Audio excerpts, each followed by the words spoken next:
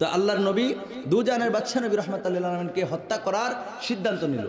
এখন সিদ্ধান্ত গ্রহণ করছে সবাই, কিন্তু হত্যা কে করবে কেউ সাহস করতেছে না। কারণ হক যে হকের সাথে আছে কে? আল্লাহ। জোরে কোন কে আছে? আল্লাহ। একটা কথা আছে না, বলে যার কেউ নাই তার কে আছে। আমার বন্ধুরা রে, অন্তরের কানটা লাগায় শোনেন। তো আল্লাহর নবীকে হত্যা করার সিদ্ধান্ত নিয়েছে সত্য, কিন্তু কেউ ভয় পেয়ে কেউ রাজি হয় না। হঠাৎ করে হযরতে ওমর ফারুক রাদিয়াল্লাহু তাআলা আনহু দাঁড়ায় গেলেন। সে বলতেছে আমি হত্যা করব। নাউজুবিল্লাহ বলেন, আমি হত্যা করব। এই বলে সে নাঙ্গা তরবারি নিয়ে রওনা হয়ে গেল। আল্লাহর নবীকে হত্যা করে ফেলবে এই সিদ্ধান্ত নিয়ে সে ঘর থেকে বের হয়ে গেল। বন্ধুরা আমার, ভাইয়েরা আমার, অন্তরের কানটা লাগায় শুনে ঈমান মজবুত হবে এবং অনেক শিক্ষণীয় অনেক কথা আছে। সেজন্য আমি সামনের দিকে বাড়ছি। বন্ধুরা আমার, ভাইয়েরা আমার, হযরত ওমর ফারুক রাদিয়াল্লাহু তাআলা আনহু যখন বললেন মুহাম্মদ সাল্লাল্লাহু আলাইহি ওয়া আলিহি ওয়াসাল্লামের কি করার জন্য, গর্দান আনার জন্য, মাথা আনার জন্য বের হয়েছি, ওই সাহাবী ডাক দিয়া কয়, ও ওমর, তুমি তোমার ঘরের খবর আগে না। আল্লাহু আকবার বলেন। ওমর, তুমি যে বের হয়েছো আব্দুল্লাহর বেটা মুহাম্মদ সাল্লাল্লাহু আলাইহি ওয়া আলিহি ওয়াসাল্লামকে তুমি হত্যা করবা। তুমি যে ঘর থেকে বের হয়েছো তরবারি বের করে তুমি রওনা হয়ে গেছো। ওমর রে, ও ওমর, তুমি তোমার ঘরের খবর নাও আগে। তোমার ভগ্নিপতি এবং তোমার বোন তো ইসলাম ধর্ম গ্রহণ করেছে। আল্লাহু আকবার বলেন। আমার ভাইরা, আমার বন্ধুরা, হযরত ওমর ফারুক রাদিয়াল্লাহু তাআলা আনহু তিনি ডাক দিয়া কয়, কি বললা? কয়, হ্যাঁ সত্যই বলছি। এবার হযরত ওমর আল্লাহর নবীর কাছে যাওয়া বন্ধ কইরা নিজের বোনের বাড়িতে যাওয়া শুরু করে দিল। সুবহানাল্লাহ কইতেন না? নিজের বোনের বাড়িতে, নিজের পতির বাড়িতে তিনি রওনা হয়ে গেলেন। রওনা হয়ে গিয়া তিনি আস্তে কইরা বোনের বাড়িতে পৌঁছে গেলেন। গিয়ে দরজায় কড়া নাড়া দিলেন। এইভাবে সুবহানাল্লাহ কইতেন না? দরজার মধ্যে নাড়া দিলেন। দরজার মধ্যে নাড়া দেওয়ার পরে বন্ধুরা আমার, ভাইয়েরা আমার, এবার ঘর থেকে জিজ্ঞেস করলো কে? হযরত ওমর ফারুক রাদিয়াল্লাহু তাআলা বলেন, আমি ওমর। আমি কি? আমি ওমর। এই কথা বলার পরে দরজা খুলে দিল তার বোন। আর তখন তিনাদেরকে কোরআন শিখাচ্ছিলেন হযরতে খাব্বাব রাদিয়াল্লাহু তাআলা আনহু। এই স্বামী স্ত্রী দুইজনকে, মানে ওমর রাদিয়াল্লাহু তাআলা আনহুর বোনকে এবং ওনার ভগ্নিপতিকে দুইজনকে কোরআন শিখাইতেছিল হযরতে খাব্বাব রাদিয়াল্লাহু তাআলা। সুবহানাল্লাহ কইতেন না? এই দুইজনকে কোরআন শিখাচ্ছিলেন। হযরত ওমর রাদিয়াল্লাহু তাআলা আনহুর কণ্ঠ শোনার পরে হযরতে খাব্বাব রাদিয়াল্লাহু তাআলা আনহু দৌড় দিয়ে পর্দার ভিতরে চলে গেলেন, একটু আড়ালে চলে গেলেন। ভাবলেন, হায় হায়, আজকে তো নিস্তার নাই, কোনো উপায় নাই। সেই জন্য সে একটু পর্দার ভিতরে, একটু পর্দার আড়ালে চলে গেলেন, একটু লুকিয়ে গেলেন। বন্ধুরা আমার, ভাইয়েরা আমার, দরজা খোলার পরে ওমর রাদিয়াল্লাহু তাআলা আনহু কয়, তোমাদের ঘরের মধ্যে এমন একটা আওয়াজ শুনলাম, কিসের জন্য আওয়াজ শুনতেছিলাম? ওমর রাদিয়াল্লাহু তাআলা বোন বলতেছে, ভাইজান, কোনো কিছু আওয়াজ না, একটু পাশ কাটাইতে চাইলেন। এরপরে হযরত ওমর ডাক দিয়া কয়, আমি শুনতে পাইলাম তোমরাও নাকি আমাদের বাপ দাদার ধর্মের মধ্যে চুন কালিমাইরা মুহাম্মদ সাল্লাল্লাহু আলাইহি সাল্লামের ধর্ম গ্রহণ করেছো, ইসলাম ধর্ম গ্রহণ করেছো। ভগ্নিপতি ডাক দিয়া কয়, হ্যাঁ, আপনি যা শুনেছেন সত্য। সুবহানাল্লাহ। মুসলমানরা মিথ্যা বলে? মুসলমানরা মিথ্যা বলে? এবার তিনি বললেন, হ্যাঁ, আপনি যাহা শুনেছেন সত্যই শুনেছেন, আপনার কথা সত্য। ও মুসলমান, একটু ভাবো, মুসলমান কোনোদিন মিথ্যা বলে না। আজকে মুসলমান আহারে কথায় কথায় মিথ্যা বলে। ঘুম থেকে আমি বলেছিলাম ওনার জীবনী থেকে অনেক শিক্ষণীয় অনেক কথা আছে। মুসলমান আপনি, আমি মুসলমান, লাইসেন্স করা মুসলমান হয়ে গেছি। মা মুসলমান, বাবা মুসলমান, এজন্য আপনি আমি মুসলমান দাবি করি। হিন্দু বৌদ্ধ খ্রিস্টানের মতো কালিমা পইরা মুসলমান হই নাই। যুদ্ধে বিজয়ী হয়েছি এরকম কোনো ঘটনাও আমাদের জীবনে দরকার নাই। যুদ্ধ করার প্রয়োজন হয় নাই। নতুন করে কালিমা পড়ে মুসলমান হওয়ারও প্রয়োজন হয় নাই। এই জন্য আপনি আমি মুসলমান বুঝি না মুসলমানের কত দাম। ঠিক কিনা বলেন? এই ইসলাম কিভাবে আল্লাহর নবী সাহাবায়ে কেরামকে নিয়ে প্রতিষ্ঠা করেছিলেন। সাহাবায়ে কেরাম নিজের তাজা রক্তকে বিলীন করে দিয়েছেন ইসলামের জন্য। বন্ধুরা আমার, ভাইয়েরা আমার, আপনি আমি মুসলমান ঠিকই, ঘুম থেকে ওঠার পরে শুরু হয় মিথ্যা কথা। বন্ধু কইছে, দোস্ত সকালবেলা কাজ আছে, বাজারে আসো, 8টা বাজে। কটা বাজে? 8টা বাজে। আপনার ফোন দেয়, আপনি ফোন ধরেন না, হঠাৎ করে ফোনের আওয়াজ আপনার কানে পৌঁছেছে, আপনি লাভ দিয়ে উঠছেন, উঠে দেখেন 8:30 বাজে গেছে, গরই 8:30 বাজে কই গরো। ফোনটা ধরে কোন দোস্ত, ও দোস্ত টেনশন করো না, আমি কাছাকাছি আইয়ে পড়ছি। কথা কি সত্য না মিথ্যা? জোরে কোন সত্য না মিথ্যা? এইভাবে, কারণ হ্যাঁ তো দেখে না, ফোনে না কইছে। মুসলমান মিথ্যা কথাটা এত সহজে বলে ফেললা। একটা মিথ্যা কথার ওজন কত জানো? কবিরা গুনাহ। মানুষ যদি আত্মহত্যা করে, মানুষ যদি ফাঁসি দিয়া মরে, মানুষ যদি বিষ খেয়ে মরে, একটা কবিরা গুনাহ হয়। কয়টা হয়? আওয়াজ করে না কেন? কয়টা? একটা কবিরা গুনাহ হয়। কারণ আত্মহত্যা করা মহাপাপ, মিথ্যা বলা মহাপাপ। পাপের দিক দিয়ে দুইটা সমান। তারপরেও মিথ্যা কথা বলার পরে মাপ পাওয়ার সুযোগ আছে, আত্মহত্যা করার পরে মাপ পাওয়ার সুযোগ নাই। তার কারণ হলো সে কবিরা গুনাহ করতে করতে মারা গেছে, এই জন্য তার আর মাফের কোনো সুযোগ। কিন্তু যে বান্দা মিথ্যা কথা বলে, সকালবেলা মিথ্যা বলছে, দুপুরের সময় জনেছে, তার ভিতরে যখন বুঝ আসবে, সে বলতে পারে আল্লাহ আমি যা বলছিলাম মিথ্যা বলছিলাম, আমার মাফ করে দাও। সুবহানাল্লাহ কোন না? এটা বলার সুযোগ আছে যে মিথ্যা কথা বলে। পার্থক্য শুধু এতটুকুই। কিন্তু পাপের দিক দিয়ে দুইটা কি কথা কেন? পাপের দিক দিয়ে দুইটা কি? ফাঁসি দিয়া মরলে আপনার হারে আত্মহত্যা করছে, কি করছে? তো তুমি যে মিথ্যা কথা বলছো একই তো কথা কেন? বুঝছেন? কথা বুঝছেন আমার ভাইয়ের, আমার বন্ধুরা? মিথ্যা দিয়া শুরু হয় ওই ঘুমানো, ঘুমে যাওয়ার পূর্ব মুহূর্ত পর্যন্ত সারাটা দিনে বারবার মানুষের সঙ্গে মিথ্যাচার করে, মিথ্যা কথা বলে, একটাবার অন্তর কাঁপে না। আমার পাছুরার ভাইয়েরা ও আমার ইমানদার ভাইয়েরা, অন্তরের কানটা লাগায় শুনেন। অথচ মিথ্যা বলা সাহাবায়ে কেরাম তো দূরের কথা, মুমিন ইমানদাররা পর্যন্ত মিথ্যা কথা বলতে ভয় পায়। ঠিক কিনা বলেন? মিথ্যানি হয়ে যায়, আল্লাহর কাছে বারবার বলে আল্লাহ আমার জবানকে হেফাজত করার তৌফিক দাও, আল্লাহর কাছে বারবার ক্ষমা চায়। বন্ধুরা আমার, ভাইয়েরা আমার, এই জন্য সবসময় নিজেকে মুসলমান হিসেবে প্রস্তুত রাখতে হবে।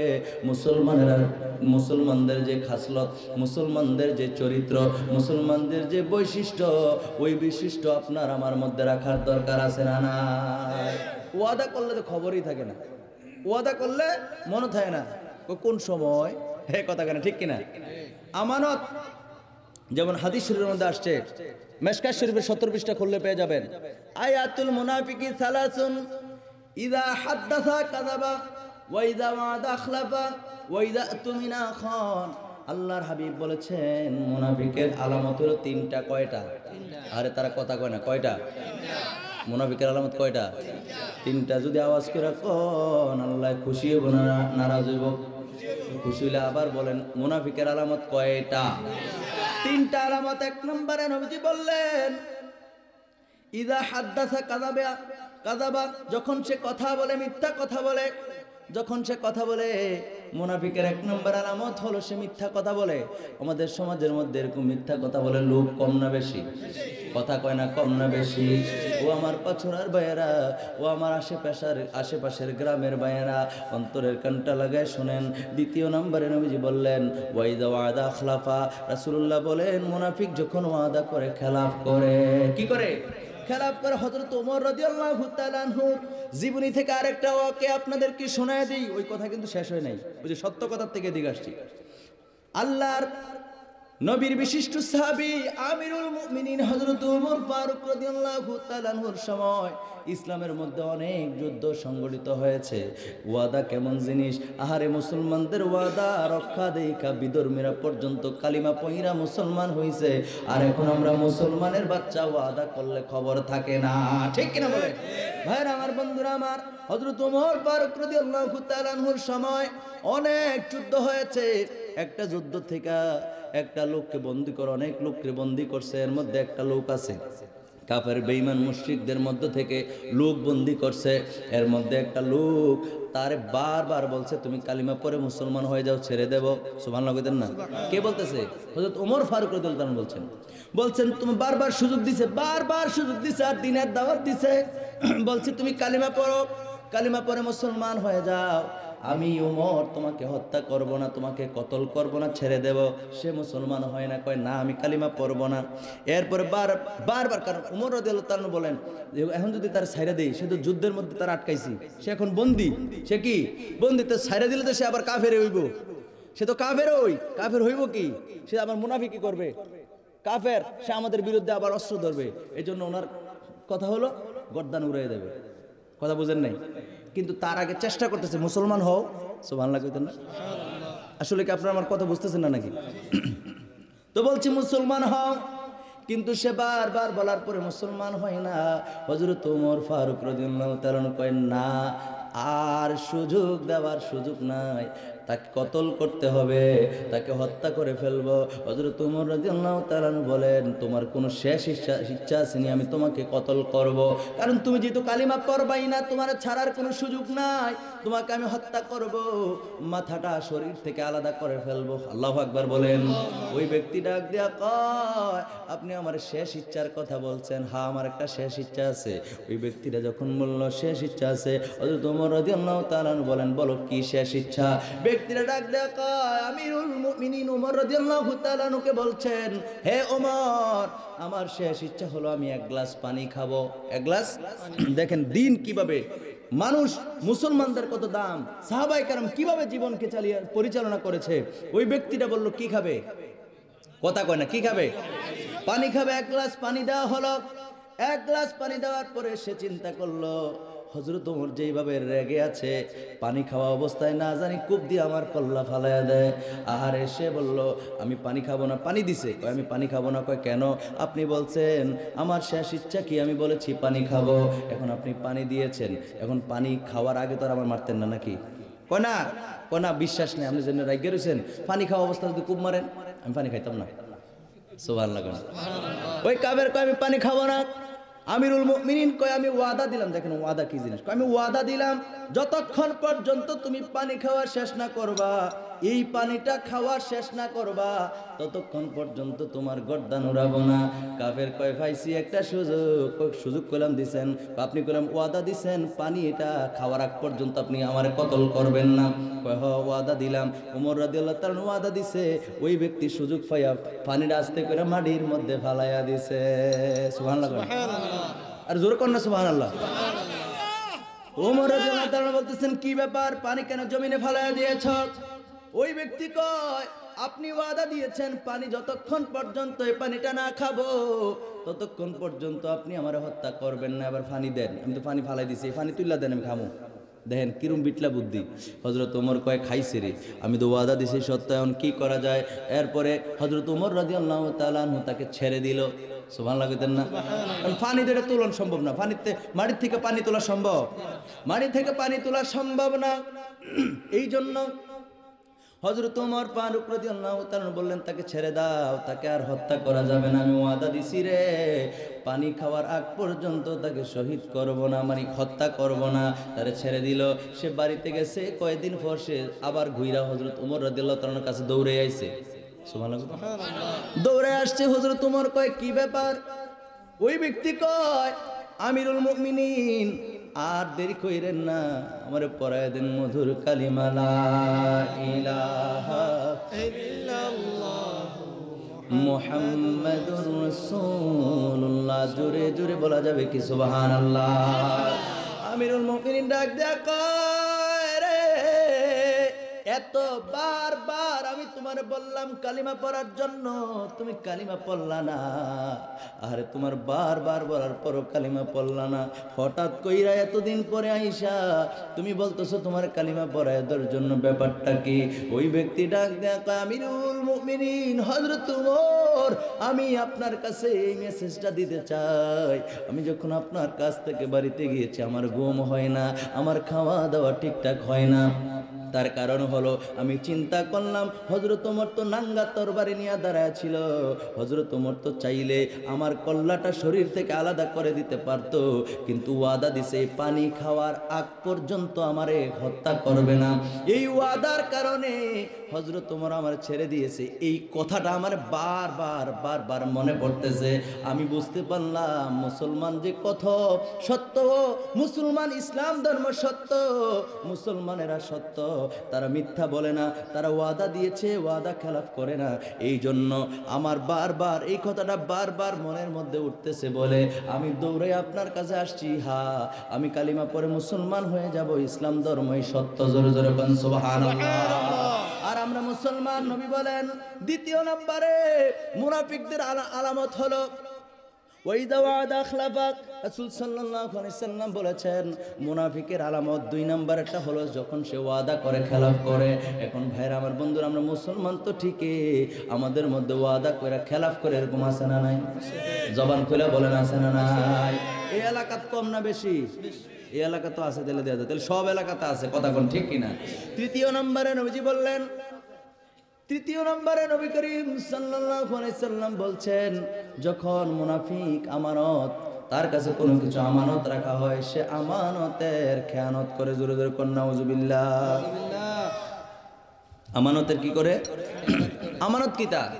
এই যে জিনিসটা, এই দেখেন ওয়াজ তো প্রতিদিন শুনেন, এই জিনিসটা আমি আপনার কাছে নিয়ে দিয়ে এলাম, হুজুরের কাছে দিলাম, হুজুর রাগ করবেন?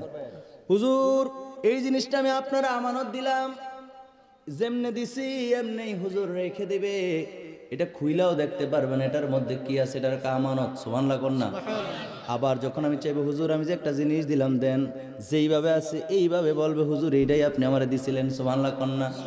আমরা কি করি, আর যেই রকম আছে এরকম তো দূরের কথা, যদি কোনো জিনিস বিশ্বাস করে আপনার কাছে আমানত রাখা হয়, রাতের বেলা যদি 1 লাখ টাকার বান্ডেল একটা নিয়ে আমার কাছে দেন, হুজুর দিলে আবার রাগ করবো, আমার কাছে যদি দেন, রাতের বেলা নিয়ে দিয়ে আসছেন, কেউ দেখে না, মিনহাজ হুজুর সত্যবাদী বিশ্বাস করে আমার কাছে গেছেন, আপনার ঘরে রাখলে একটু ভয় ভয় লাগে, আমার কাছে নিয়ে দিয়ে আসছেন, হুজুর এটা আপনার কাছে আমানত দিলাম, আমি তো সুন্দর করে রাখার কথা, সকালবেলা আমি আপনার কাছ থেকে নিয়ে যাব, ওই লোক বলল, কিন্তু সকালবেলা যখন আমার কাছে গেছে, হুজুর টিয়াটা দিলাম, হুজুরকে কুম্বালা কথা কর আছে না নাই? বুঝেন নাই কথাটা? আমি আমারে দিয়ে উপমা দিলাম আর কি, আপনার দিল তো রাগ হয়ে যাবেন। আসেনি রং রাত্রে দিয়েছেন গোপনে, কেউ তো দেখছে না, কেউ দেখছে না, কেউ দেখছে না, দেখছে না, দেখছেনি, দেখছেনি? আল্লাহু আকবার বলেন। আল্লাহ কোরআনে বলেছেন দুনিয়াতে যে বাটফারিটা করলেন, এই মাতাব্বুরিটা করলেন, আল্লাহ কি বলে জানেন?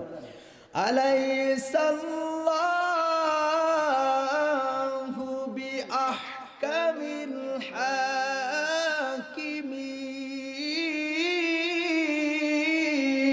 আল্লাহু আকবার। আল্লাহ পাক রব্বুল আলামিন কুরআনুল কারীমের মধ্যে সূরা 3 এর মধ্যে জানিয়ে দিয়েছেন আল্লাহ হলো আহকামুল হাকিমিন, অর্থাৎ হাকিমেরও হাকিম আছে নাকি নাই? সেই হাকিম সব কিছু জানেনি, সব কিছু দেখেনি।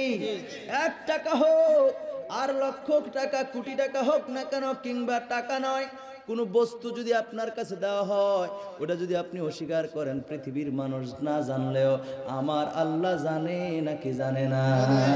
আমার ভাইরা, আমার বন্ধুরা, মাঝখানে মুনাফিকদেরকে নিয়ে একটু কথা বললাম।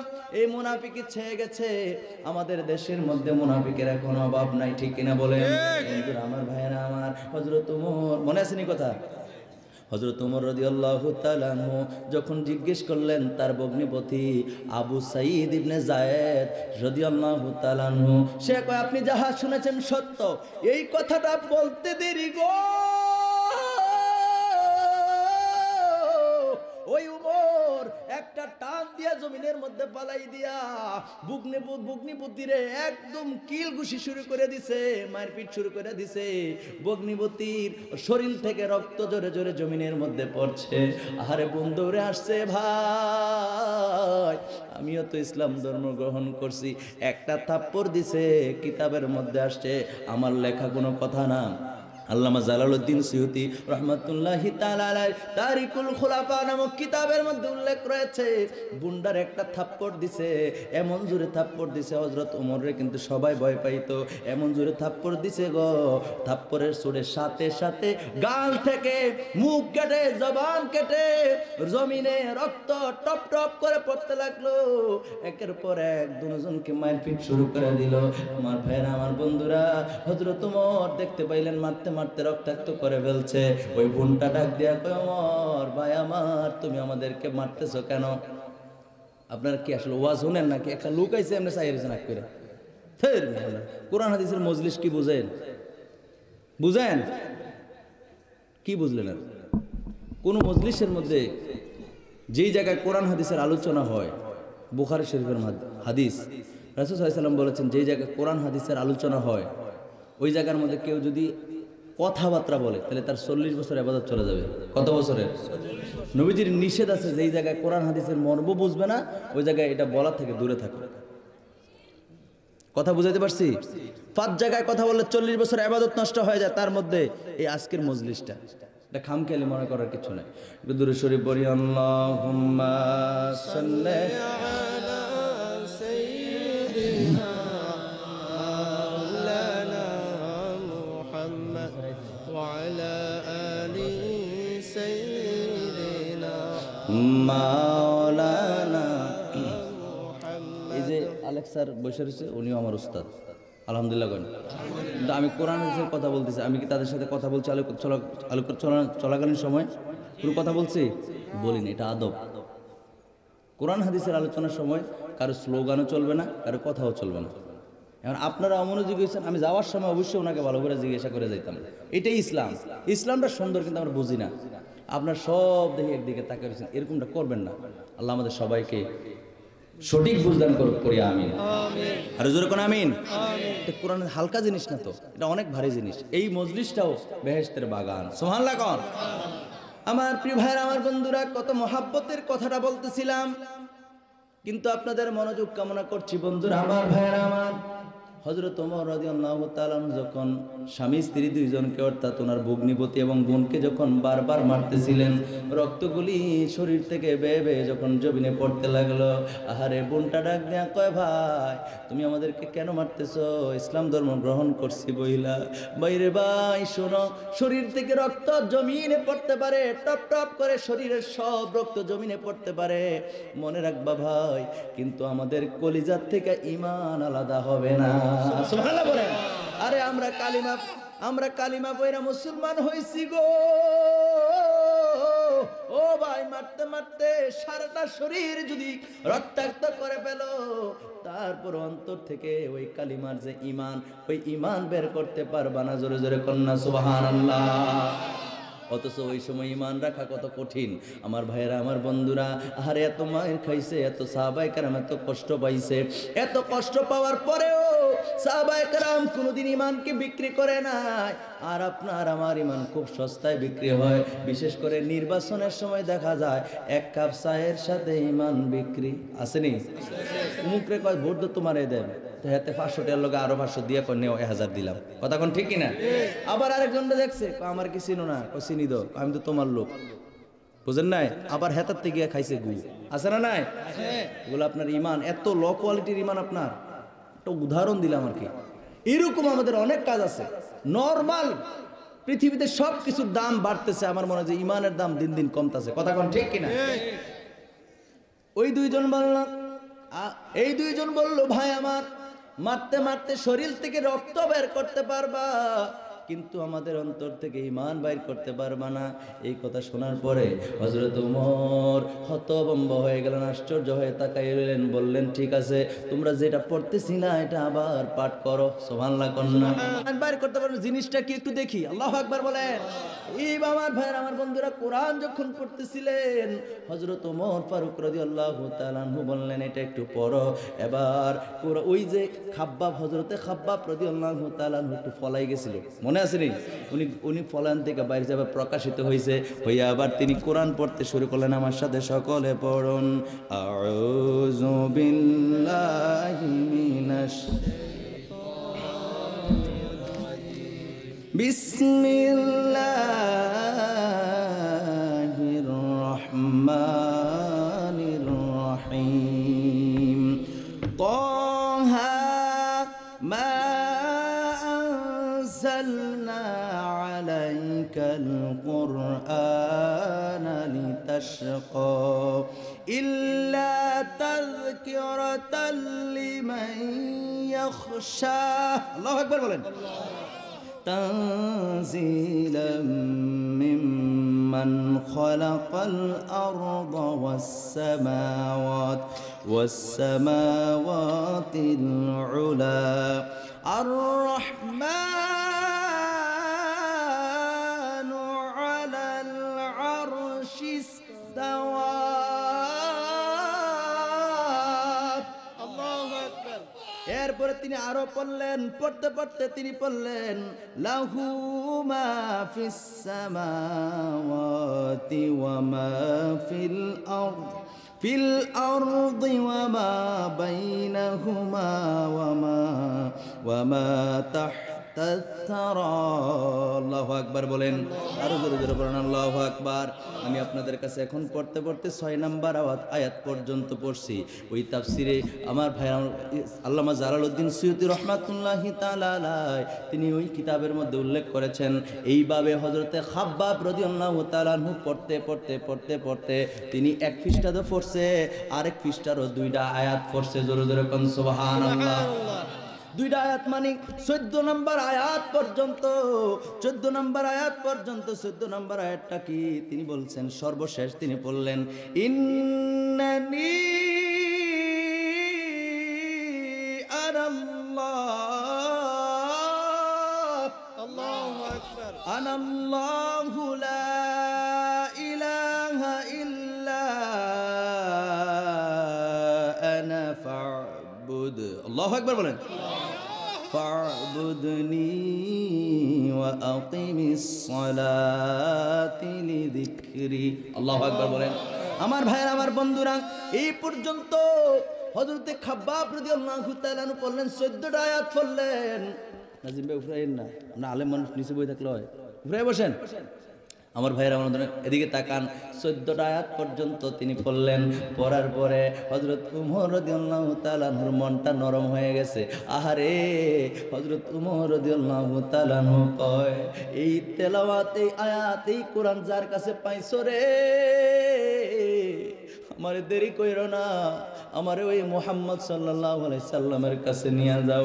ওই সময় আল্লাহর নবী সাফা পর্বতের পাশে হযরতে আকরাম রাদিয়াল্লাহু তাআলা আনহুর ঘরে অবস্থান করছিলেন। আমার ভাইয়েরা, আমার বন্ধুরা, এই কথা যখন হযরত ওমর রাদিয়াল্লাহু তাআলা আনহু বললেন, তখন সাহাবী হযরতে খাব্বাব রাদিয়াল্লাহু তাআলা আনহু ডাক দিয়া কয়, আমিরুল মুমিনিন, আমি একটা সুসংবাদ দিতে চাই। সুবহানাল্লাহ, আমি একটা সুসংবাদ দিতে চাই। তখন ওমর রাদিয়াল্লাহু তাআলা আনহু তার দিকে তাকাইলেন। তাকানোর পরে তখন খাব্বাব রাদিয়াল্লাহু তাআলা আনহু ডেকে ডেকে বললেন, গতকাল রাতের বেলা আল্লাহর নবী আল্লাহর দরবারে হাত উঠাইলেন। হাত উঠে তিনি বললেন, আল্লাহুম্মা আইজ্জিল ইসলামা বিআবি জাহল ইবনে হিশাম আও উমর ইবনুল খাত্তাব। এই বলে তিনি আল্লাহর দরবারে ফরিয়াদ করেছেন, ওমর, তুমি আজকে আসছো, এখন নবীর কাছে তুমি যেতে চাও, আমার আল্লাহ মনে হয় তোমারে দ্বীনের জন্য কবুল করে নিয়েছে। আর জোরে বলেন সুবহানাল্লাহ।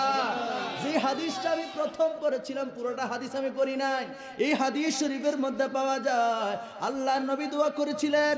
আল্লাহর নবী দোয়া করার ফলে হযরত ওমর রাদিয়াল্লাহু তাআলা এর পরের দিন এইভাবে নবীজিকে হত্যা করার জন্য বের হয়েছে। আর এখন এই পর্যন্ত কোরআনের আয়াত শুনা হযরত ওমর পাগল হয়ে গেছে নবীর কাছে যাওয়ার জন্য। জোরে জোরে বলেন সুবহানাল্লাহ।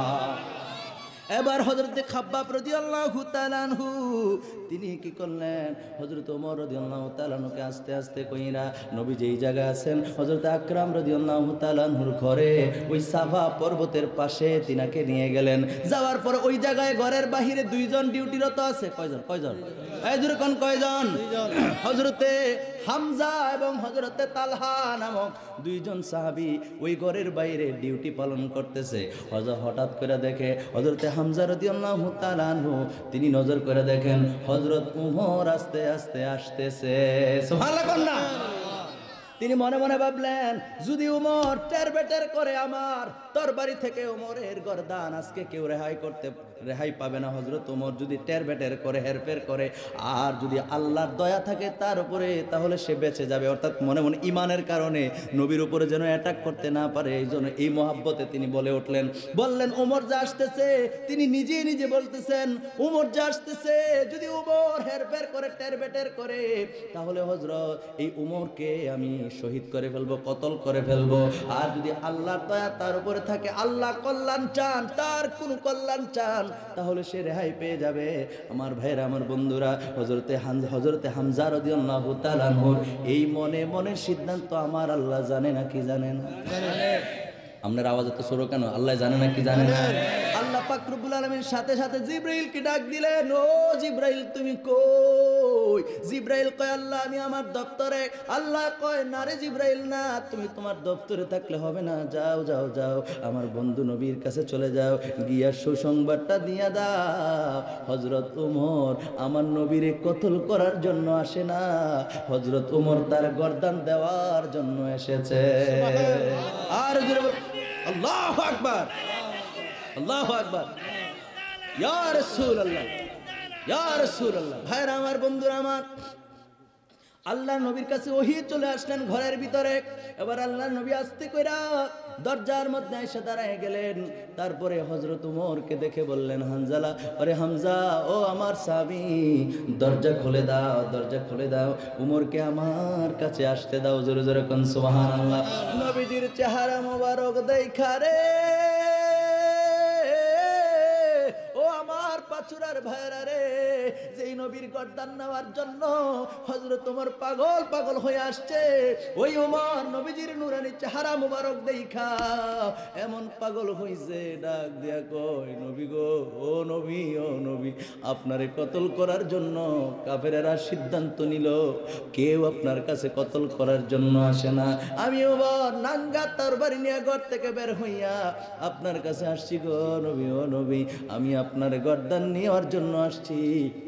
আমি আমার গর্দানটা আপনার কদমে দিয়া দিলাম, আপনার গর্দান আমার নেওয়ার দরকার নাই। আল্লাহু আকবার বলেন, আর জোরে বলেন আল্লাহু আকবার। হযরত ওমর বললেন, ইয়া রাসূলুল্লাহ, আর দেরি কইরেন না, যে কালিমার জন্য আমার বোন, আমার ভগ্নিপতি এত মায়ের খাওয়ার পরেও বলে কলিজার থেকে ঈমান ছড়াইতে পারবা না, শরীর থেকে রক্ত ঝরাইতে পারবা, কিন্তু কলিজার থেকে, অন্তর থেকে ঈমান ছড়াইতে পারবা না, ওই ঈমান আমিও গ্রহণ করতে চাই, আমারে পড়ায়া দেন মধুর কালিমা লা ইল্লাল্লাহু মুহাম্মাদুর রাসূলুল্লাহ। একটা জবান বন্ধ রাখবেন না, চিৎকার মেরে বলেন সুবহানাল্লাহ। হযরত ওমর কালিমা পড়ে মুসলমান হয়ে গেল। জিবরাইল আমিন আবার দৌড়ে আসছে। জিবরাইল আমিন আয়েশা বলে, এই যে এখন যে কথাটা বলতেছি, এই কথাটাও মিশকাত শরীফের 158 পৃষ্ঠার মধ্যে রয়েছে। জিবরাইল আমিন আসছে, আয়েশা বলে, ইয়া রাসূলুল্লাহ, ইয়া হাবিবাল্লাহ, ওমর কালিমা পড়ে মুসলমান হওয়ার কারণে আসমানের মধ্যে ফেরেশতারা সবাই আনন্দের মিছিল করতেছে। আরো জোরে হযরত ওমরের কালিমা পড়া দেখে ওই আসমানের মধ্যে, আকাশের মধ্যে ফেরেশতা মণ্ডলী তারা আনন্দ চিত্তে মিছিল করতেছে। জোরে জোরে বলেন সুবহানাল্লাহ। তারা সবাই খুশি হয়ে গেছে, নবী হযরত ওমর ইসলামের ছায়া তলে এসেছে। আল্লাহু আকবার। হযরত ওমর ডাক দেয়া কয়, হযরত ওমর রাদিয়াল্লাহু তাআলা আনহু ডাক দেয়া কয়, নবী গো, নবী গো, আর গোপনে কোনো আলাপ নাই, সুবহানাল্লাহ কন্যা, আর ফলায়া ফলায়া থাকা যাবে না। পুরুষের মধ্যে হযরত ওমর 39 কিংবা 40তম মুসলমান, সুবহানাল্লাহ কন্যা। বলে সংখ্যা কি বেশি হয়েছে? 6 বছর নবীজি দিনের দাওয়াত দিয়েছে। কয় বছর? 6ষ্ঠ বছর মধ্যে পুরুষদের মধ্যে, এর মধ্যে নারীরা আরো মুসলমান হয়েছে, কিন্তু পুরুষদের মধ্যে কিতাবের মধ্যে আসছে 39 কিংবা 40তম এই ইসলাম ধর্ম গ্রহণ করছেন হযরত ওমর। যেরকম সুবহানাল্লাহ। নবীজির 6 বছর দিনের দাওয়াতের মধ্যে 40তম ধরে নিলাম, 40তম নাম্বারে হযরত ওমর তিন ধর্ম ইসলাম গ্রহণ করেছেন। এরপরে হযরত ওমর ডাক দেয়া কয়, নবী গো, নবী গো, ইসলাম কি সত্য না মিথ্যা? সুবহানাল্লাহ কন্যা। কিতাবের মধ্যে এইভাবে আসছে, আপনারা কইতে পারেন যে হুজুর রস করে কইতেছেন না। ওমর রাদিয়াল্লাহু তাআলা বলছেন, ইয়া রাসূলুল্লাহ, ইসলাম তো সত্য। আল্লাহ নবী বললেন, নিশ্চয়ই ইসলাম সত্য, আল্লাহ এক, এতে কোনো সন্দেহ নাই। সুবহানাল্লাহ পড়েন। হযরত ওমর ডাক দেয়া কয়, নবী আর সুপি সুপি কোনো কাম নাই, নামাজ পড়ব, সিজদা করব, যত ইসলামের কাজ আছে সব করব প্রকাশ্যে। আর জোরে। আবার তিনি হযরত ওই যে আরকামার ঘর থেকে বের হয়ে গেলেন, 2টা সারি হলো। এই মুসলমানেরা 2টা সারি হলো, সামনে হলো আল্লাহর নবী, 2টা সারির প্রধান হলো, একটার মধ্যে ছিল হযরতে হামজা রাদিয়াল্লাহু তাআলা আনহু, আর আরেকটার সামনে ছিল হযরতে ওমর নিজে। 2টা সারি হইয়া আস্তে আস্তে করে বাইতুল্লাহ শরীফের দিকে রওনা হয়ে গেল। জোরে জোরে কোন সুবহানাল্লাহ। ওই জায়গায় গিয়া প্রকাশ্যে আজান দিয়ে নামাজ চালু হয়েছে হযরতে ওমরের কারণে। জোরে জোরে কোন সুবহানাল্লাহ। মানুষ তো দূরের কথা রে, মানুষ তো দূরের কথা, মুসলমান কারে কয় শোনো, মানুষ তো দূরের কথা, শয়তান পর্যন্ত হযরতে ওমরকে ডিস্টার্ব করার জন্য কোনোদিন আসে নাই। হযরত ওমরকে শয়তান পর্যন্ত ভয় পাইতো। জোরে জোরে কন্না সুবহানাল্লাহ, আর জোরে বলেন সুবহানাল্লাহ। আমার ভাইরা, আমার বন্ধুরা, হযরতে বুরাইদা রাদিয়াল্লাহু তাআলা আনহু থেকে বর্ণিত শয়তান যে কেমনে ভয় পায় তিনি বলছেন, আল্লাহর নবী একটা যুদ্ধে গেলেন, যুদ্ধে যাওয়ার পরে যুদ্ধ করে বিজয়ী হয়ে নবী আমার আবার যখন ফিরে আসলেন তখন হাফসি একটা মেয়ে, হাফসি একটা মেয়ে বললেন, ইয়া রাসূলুল্লাহ, ইয়া হাবিবাল্লাহ, আমি সিদ্ধান্ত নিয়েছি আপনি যদি সুন্দরভাবে সশরীরে সুন্দরভাবে ফিরে আসেন, আমি নিয়ত করছি আপনি আসার পরে ধপ বাজায়া বাজায়া গান গাবো। সুবহানাল্লাহ। আরে তিরমিজি শরীফের হাদিস, আপনারা মনে করতেছেন মনে হয় হুজুরে মনে ডোল আর তবলা এডি জায়েজ করে দিয়ে দেবো। আরে না, কথা শুনেন আগে আমার ভাইয়ের, আমার মধ্যে খুব মনোযোগ দেন। তিরমিজি শরীফের মধ্যে হাদিস খানা এসেছে, মেশকাত শরীফের 57 পৃষ্ঠার মধ্যে হাদিস খানা রয়েছে, 57, 58 এই দুইটা পৃষ্ঠার মধ্যে এই বর্ণনাগুলি আছে। জোরে বলেন সুবহানাল্লাহ। আমার ভাইরা, আমার বন্ধুরা রে, ওই মেয়েটা হাফসি মেয়ে, ওই মেয়েটা বলল, ইয়া রাসূলুল্লাহ, নবী গো, আপনি যখন যুদ্ধ করতে গেলেন আমি মনে মনে নিয়ত করছি আমার নবী যদি সুস্থ শরীরে ফিরে আসে আমি ধপ বাজাইয়া, ধপ বুঝেননি? ডোল না, কি ডোল? ডোল হচ্ছে দুই দিকে বাজে। হুজুরা কথা কয় না কা, যেটা হ্যাঁ ধপ হয়েছে একদিকে বাজবো, ডোল হয়েছে দুই দিকে বাজে। কথা বুঝেন নাই? ধপের কথা বলছে, ধপ বাজায় আমি গান গাবো। আমার ভাইয়ের, আমার বন্ধুরা, ওই মেয়েটা বললেন, ইয়া রাসূলুল্লাহ, আমি ধপ বাজায় গান গাওয়ার নিয়ত করছি। নবী আমার ডাক দেয়া কয়, তুমি কি আসলে নিয়ত করছো? কয় হ্যাঁ। যদি তুমি নিয়ত কইরা তাহো তাহলে ধপ বাজায় গান গাও, আর যদি তোমার নিয়তে না থাকে তাহলে এগুলো করা ভালো না। নবী নিষেধ করলেন, এগুলো করার কোনো দরকার নাই, এগুলো ভালো না। সুবহানাল্লাহ কন্যা। আমার ভাইয়ের, আমার বন্ধুরা, ওই মেয়েটা ডাক দিয়া বললেন, ইয়া রাসূলুল্লাহ, ইয়া হাবিবাল্লাহ, নবী গো, আমি ধপ বাজায় গান গাওয়ার সিদ্ধান্ত নিয়েছি, নিয়ত করেছি। আল্লাহ নবী বলেন, তাহলে ধপ বাজায় গান গাও। জোরে কোন সুবহানাল্লাহ। এবার নবীজিকে ঘিরা ওই মেয়েটা নাচতে লাগলো আর গান গাইতে লাগলো, ধপ বাজাইতে লাগলো। জোরে জোরে কোন সুবহানাল্লাহ। এর মধ্যে, এই জায়গার মধ্যে, এই মজলিসের মধ্যে হযরতে আবু বকর সিদ্দিক আসলেন, মেয়েটা গান গাইতে লাগলেন, ধপ বাজাইতে লাগলেন। হযরতে উসমান, হযরতে আলী রাদিয়াল্লাহু তাআলা আনহু আসলেন, এরপরে মেয়েটা ধপ বাজাইতে লাগলেন, গান গাইতে লাগলেন, বন্ধ করে নাই। এরপর হযরত উসমান রাদিয়াল্লাহু তাআলা আনহু আসলেন, উসমান রাদিয়াল্লাহু তাআলা আনহু আসার পরেও মেয়েটা ধপ বাজাইতে লাগলো আর গান গাইতে লাগলো। এরপরে এই মজলিসের মধ্যে কে আসছে জানেননি? এই মজলিসের মধ্যে আসছে হযরতে ওমরে ফারুক রাদিয়াল্লাহু তাআলা আনহু। জোরে জোরে কোন সুবহানাল্লাহ, আর জোরে বলেন সুবহানাল্লাহ। হযরতে ওমর ফারুক রাদিয়াল্লাহু তাআলা আনহু তাশরীফ আনলেন, আনার সাথে সাথে মেয়েটা তাড়াহুড়া কইরা ধপটা রাস্তে কইরা নিচে দিয়ে এটার উপর বইয়া লেছে। সুবহানাল্লাহ, সুবহানাল্লাহ, আর জোরে কোন সুবহানাল্লাহ। কথা বুঝতেছেন নি? হযরত ওমর আসার পর দপ বাজান খেমা দিয়ে লেঙ্গুর মেঙ্গুর হালাইয়া তাড়াতাড়ি এটার নিচের রাইখে এটার উপরে বইয়া রয়েছে। ভালো মানুষ, সুবহানাল্লাহ কইতেন না? এইটা যখন দেখলেন, হাদিস আল্লাহর নবী ডাক দেয়া কয়, ইন্নাশ শাইতানা লা ইউখাফু মিনকা ইয়া ওমর। হে ওমর রে, ও ওমর। নবী ডেকে বললেন, নিশ্চয়ই শয়তান তোমাকে ভয় করে। জোরে জোরে কন্না আল্লাহু আকবার। নবী বললেন, ওমর রে, ওমর, নিশ্চয়ই শয়তান তোমার ভয় পায়। আমি যখন এই যুদ্ধ করে ফিরে আসলাম, মেয়েটা বলল, নবী আবার বলে দিচ্ছেন, মেয়েটা বলল, নবী গো, আপনি যদি সুস্থ শরীরে ফিরে আসেন আমি ধপ বাজাই আপনার নিয়ে গান গাইব। এই নিয়ত করার কারণে আমি বললাম ঠিক আছে গাও। এই মজলিসের মধ্যে আবু বকর আসলো, মেয়েটা বিচলিত হলেন না, আশ্চর্যিত হলেন না, একটু সময়ের জন্য থামলেন না, ধপ বাজাইতে থাকলেন আর গান গাইতে থাকলেন। এই মজলিসে হযরতে আলী রাদিয়াল্লাহু তাআলা আনহু মেয়েটা দব বাজাইতে লাগলেন, গান গাইতে লাগলেন। আসলেন হযরতে উসমান রাদিয়াল্লাহু তাআলা আনহু, নবী বলতেছে ওমর রাদিয়াল্লাহু তাআলা আনহুকে, আসলেন হযরতে উসমান রাদিয়াল্লাহু তাআলা আনহু। আসার পরেও মেয়েটা ধপ বাজানো বন্ধ করে নাই, গান গাওয়া বন্ধ করে নাই। যেই মাত্র ওমর ও উমর, উমর রে, তুমি যেই মাত্র এই ঘরে প্রবেশ করলা, এই জায়গায় আসলা, আসার সাথে সাথে মেয়েটা ধপ ফালাইয়া দিল। জোরে জোরে কন্যা সুবহানাল্লাহ, আর জোরে বলেন সুবহানাল্লাহ। এই জন্য নবী ডাক দিয়া বললেন, ইন্নাশ শাইতানা লা ইয়াখাফু মিনকা ইয়া উমর, উমর ও উমর, উমর রে, শয়তানও তোমারে ভয় পায়। সুবহানাল্লাহ বলেন। নবীজি বললেন উমর, শয়তানও ভয় পায় তোমার। ভালো আছে? আসসালামু আলাইকুম। কে বলছে? নবীজি বলছে, উমর, শয়তানও তোমারে কি পায়? কথাটা কি সত্য না মিথ্যা? নবী যেই জায়গায় বলছে, কারণ যেখানে আবু বকর রাদিয়াল্লাহু তাআলা আনহু আসলেন, যেখানে হযরতে আলী রাদিয়াল্লাহু তাআলা আনহু আসলেন, হযরতে উসমান রাদিয়াল্লাহু তাআলা আসলেন, তারপর মেয়েটা কি বন্ধ করে নাই।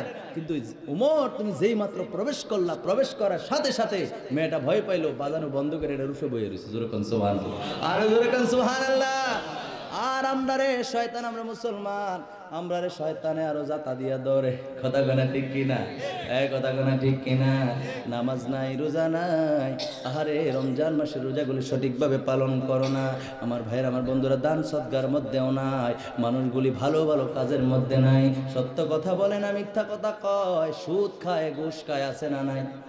মদ খায়, গাঞ্জা খায়, আছে না নাই? এ মুসলমান, তুমি না মুসলমান, তোমার দ্বারা তো এই কাজ কখনো সম্পৃক্ত হওয়া সম্ভব না। একটু দুরূদ শরীফ পড়ি, আল্লাহুম্মা সাল্লি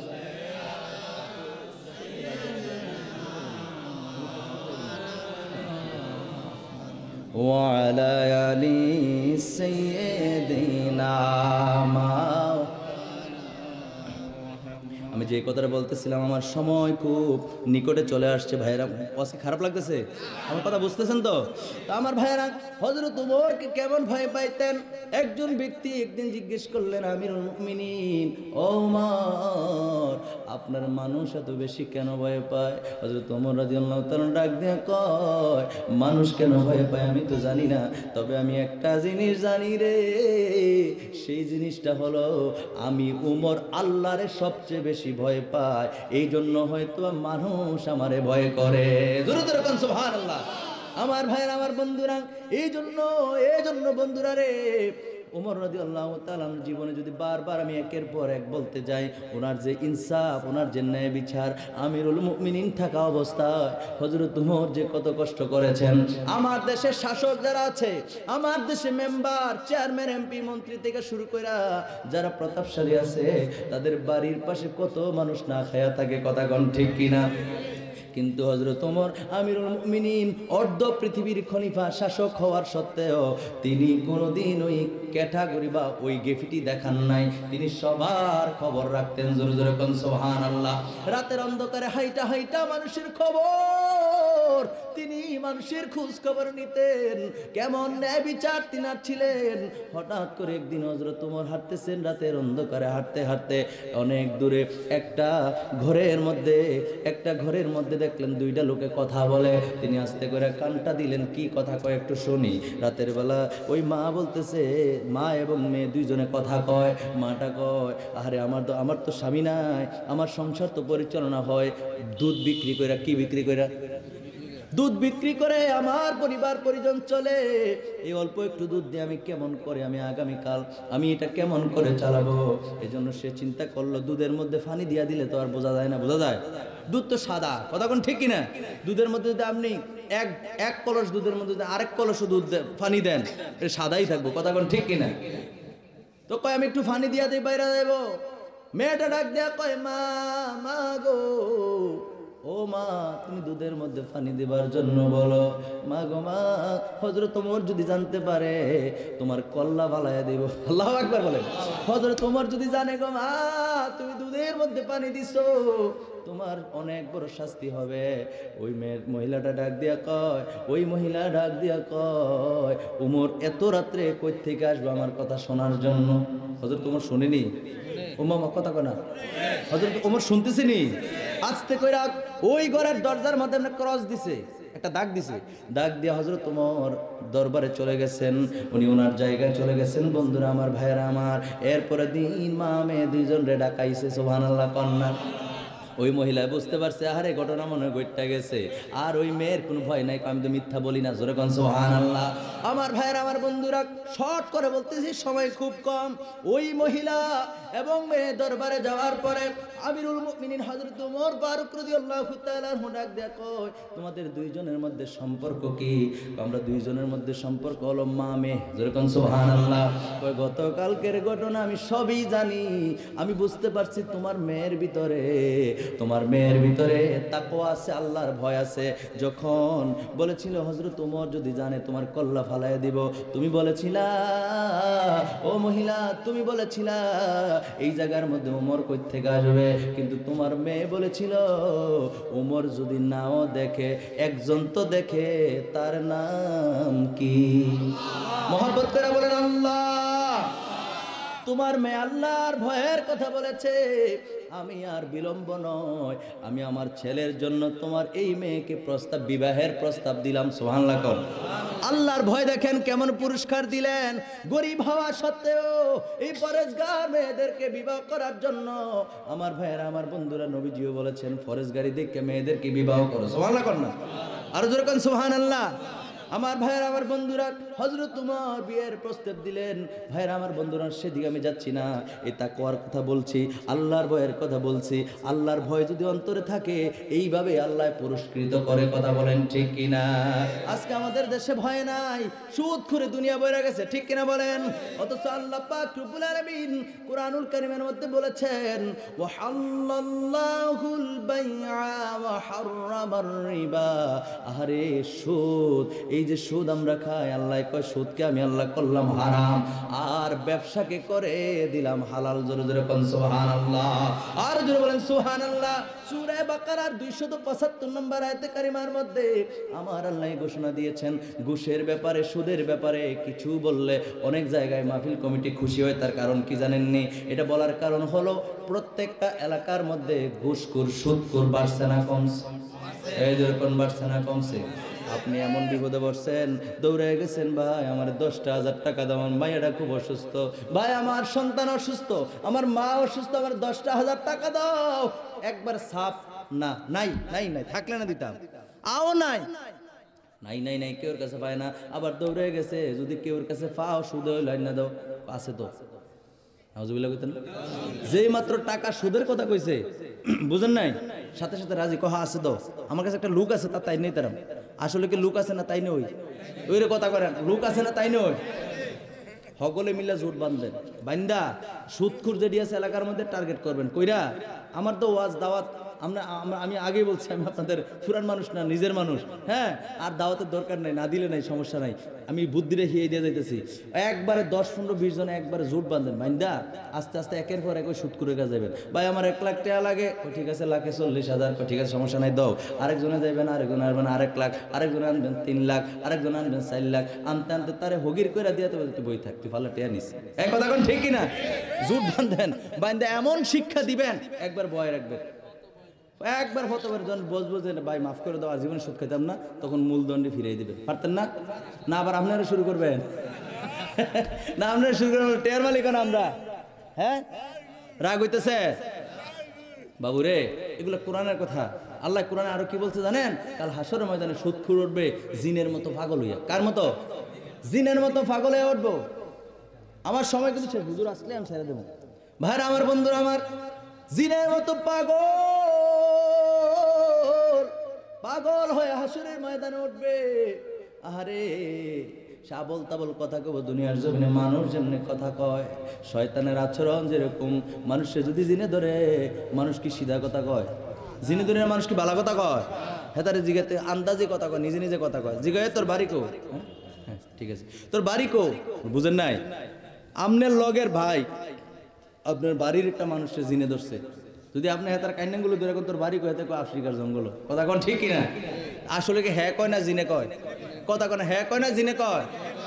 জিনে কয়।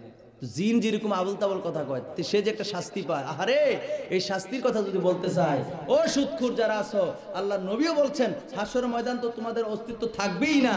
আর আল্লাহর নবী দুজানের বাদশা নবীও বলেছেন সুদ খানা আর পায়খানা খাওয়া সমান। জোরে কোন নাউজুবিল্লাহ, আর জোরে কোন নাউজুবিল্লাহ। আপন মেয়ে মায়ের সঙ্গে জিনা করা এই আল্লাহ নবী সুদখোরের অনেকগুলা শাস্তির কথা বলছেন, এর মধ্যে একটা শাস্তি হলো আপন মায়ের সঙ্গে জিনা করা। জোরে কইতেন না নাউজুবিল্লাহ? মার সঙ্গে কেউ কেউ জিনা করে? মার সঙ্গে কি কেউ খারাপ কাজ করে? কিন্তু আল্লাহ নবী বলছেন যারা সুদ খায় তার মধ্যে অনেকগুলো শাস্তির কথা বলছেন। কোনটার মধ্যে আসছে 35টা, কোনটার মধ্যে আসছে 36টা, কোনটার মধ্যে আসছে 38টা, কোনটার মধ্যে আসছে 70টা, এরকম শাস্তির কথা বলছেন সুদ করে। 1 দিরহাম যদি কেউ খায়, একটা পয়সা যদি কেউ সুদ খায়, তার ব্যাপারে এই কঠিন শাস্তি। এর মধ্যে একটা হইল নবীজি বলছেন আপন মায়ের সঙ্গে মেলামেশা করা, জিনা করা। জোরে করুন নাউজুবিল্লাহ। নারে তাকবীর, নারে তাকবীর। প্রধান বক্তার আগমন, শুভেচ্ছার স্বাগতম। মাওলানা মোহাম্মদ উবাইদুজ্জামান মামুন সাইদির আগমন বাজরাবাসীর পক্ষ থেকে লাল গোলাপ শুভেচ্ছা। নারে তাকবীর। আলহামদুলিল্লাহ পড়ে জোরে পড়ুন আলহামদুলিল্লাহ। আজকের মাহফিলের যিনি প্রধান বক্তা, প্রধান মেহমান, উনি হয়তো স্টেজে চলে আসতেছেন, এই জন্য স্লোগান হয়েছে। আমিও আমার আলোচনাটা গুছিয়ে ফেলছি। আল্লাহ পাক রব্বুল আলামিন আমাদেরকে যে বলেছিলাম মুনাফিকের আলামতের কথা, এই ব্যাধি আমাদের মধ্যে সবচাইতে বেশি, ঠিক কিনা বলেন? যখন কথা বলবো মুসলমান, এই মুসলমান, এই মুসলমান, যখন মুসলমান কথা বলে সত্য বলে। মুসলমান কখনো ওয়াদা খেলাফ করে না, জীবন যাবে কিন্তু ওয়াদা খেলাফ করবে না, সুবহানাল্লাহ কর না। আর মুসলমানদের ওয়াদা দেখা অন্য বিধর্মীরা ইসলাম ধর্ম গ্রহণ করত, আমরা যেন ওই বৈশিষ্ট্যের মধ্যে থাকি। এরপরে আমানতের জিনিস কখনোই আমরা খেয়ানত করব না, বলি ইনশাআল্লাহ। আল্লাহ কবুল করুক, পরে না আমিন। আমিরুল মুমিনিন হযরত ওমর ফারুক রাদিয়াল্লাহু তাআলার জীবনী থেকেও আমরা জেনেছি অনেক কথাই। আল্লাহ পাক রব্বুল আলামিন আমাদেরকে ওই তাকওয়া নিয়ে থাকার তৌফিক দান করুক যেন শয়তানও আমাদেরকে ভয় পায়, ঠিক কিনা বলেন? হ্যাঁ, আচ্ছা আচ্ছা। তো আমার জন্য সবাই দোয়া করবেন। আমি আমার আলোচনার সামনের দিকে বাড়ছি না। আমাকে আপনারা সবাই চিনেন, দীর্ঘদিন যাবৎ শিক্ষকতা করছেন আমার আব্বাজান, আপনাদের পাশেই চরনাল হাসানিয়া দাখিল মাদ্রাসা মাওলানা মুজিবুর রহমান, ওনার মেজ সন্তান আমি। আপনাদের দোয়ার বরকতে আজকের দিনে আল্লাহ আমাকে সারা দেশে আলোচনা করার সুযোগ করে দিয়েছেন। যারা আমার সাথে ফেসবুক বা আমার পেজে অ্যাড আছেন তারা কিন্তু দেখতেছেন প্রতিদিন, এই যে লাইভ হয়েছে মোবাইলটার মাধ্যমে এতক্ষণ, প্রতিদিন যেখানে যাই অনেক মানুষ বয়ে থাকে আমার আলোচনা শুনে। আলহামদুলিল্লাহ বলবেন না? এটা ফখর করে বলছি না, আল্লাহ আমাকে মাফ করুক। অহংকার করলে পতন হবে। আমি সব সময় দোয়ার জন্য বলি। এই এলাকা আমার আব্বা বিচরণ করেন দীর্ঘদিন যাবৎ, এই জন্য আপনাদের কাছে আমি দোয়া চাই গেলাম। আপনার দিনে যদি আপনি আমি নবীর নিকট আপনার দুনিয়ার জমিনে আছে, সেদিন বন্ধু বন্ধুর পরিচয় দিবে না। আমার নবী ডাক দেয়া কয়, উম্মত উম্মত, ও আমার উম্মত, আমি নবীর উপরে যদি বেশি বেশি করে দুরূদ শরীফ পাঠ করবা, কঠিন হাসর দুরূদ শরীফ পড়ার দরকার আছে নাকি না? তো জবানটা খুলে বলেন, আছে না? না। এই জন্য এখনো যারা রাস্তাঘাটে আছো, দোকান পাটে আছো, অবহেলায় অযথায় সময়টুকু নষ্ট করছো, কবরবাসীর মাগফিরাতের উদ্দেশ্যে আজকের মাহফিল। আমরা যারা জিন্দা আছি আমাদের তো কবরবাসীর উপরে দোয়া করার জন্য আমাদের অধিকার আছে না নাই? কবরবাসীর প্রতি দোয়া করা আমাদের দায়িত্ব, ঠিক কিনা বলেন? আর কবরবাসীরাও চায় আমাদের আপনজন মা বাবা ভাই বেড়াদর আপনজন যারা কবর দেশে ঘুমিয়ে গেছে, বন্ধুরে ওই তারা কোনোদিন আর ফিরে আসবে না।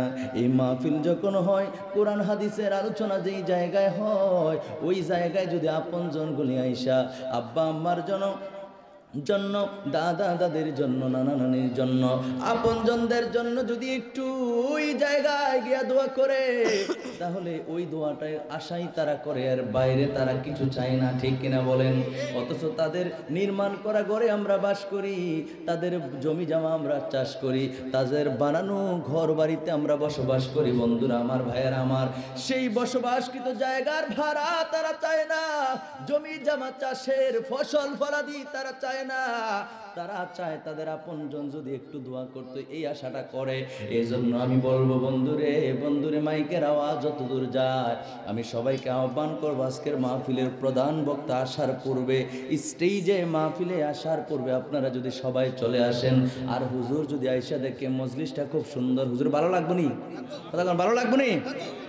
ভালো আছেন? হ্যাঁ, আমার কলিজার মানুষ একজন, আলহামদুলিল্লাহ পড়েন। ভাইরা আমার, বন্ধুরা আমার, তাহলে এজন্য আপনার আমারও লাভ আছে। এই লাভটা যদি আপনি আমি না বুঝি তাহলে পৃথিবীর কেউ বুঝাইতে পারবে না। পারবে? কথা বলুন না, পারবে? এই জন্য বন্ধুরা আমার বলতেছিলাম নবীজির উপর দুরূদ শরীফের কথা। তাহলে দুরূদ শরীফ যখনই মনে হবে আমরা তখনই পড়ব। কি কথা বলেন, ঠিক কিনা? জোরে বলেন, ঠিক কিনা? এক হাদিসে মোবারকের মধ্যে এসেছে, আল্লাহর নবী বলেন, কেউ যদি আমার উপর দুরূদ শরীফ পড়া ভুলে যায়, আল্লাহ রাসূল বলেন সে যেন জান্নাতের পথ ভুলে গেল। নাউজুবিল্লাহ কইতেন না? নবীজির উপর দুরূদ শরীফ পড়া কত গুরুত্বপূর্ণ ইবাদত। কি বলছেন? কেউ যদি আমার উপর দুরূদ শরীফ পড়া ভুলে যায়, রাসূল বলছেন, তাহলে সে দুরূদ শরীফ পড়া ভুলে নাই, সে জান্নাতের পথ ভুলে গেছে। কি ভুলে গেছে? জান্নাতের পথ ভুলে গেছে। এজন্য বন্ধুরা আমার, ভাইয়েরা আমার, যখনই দুরূদ শরীফ পড়বো মহব্বতের সাথে পড়বো, আল্লাহ কবুল করুক না, আমিন।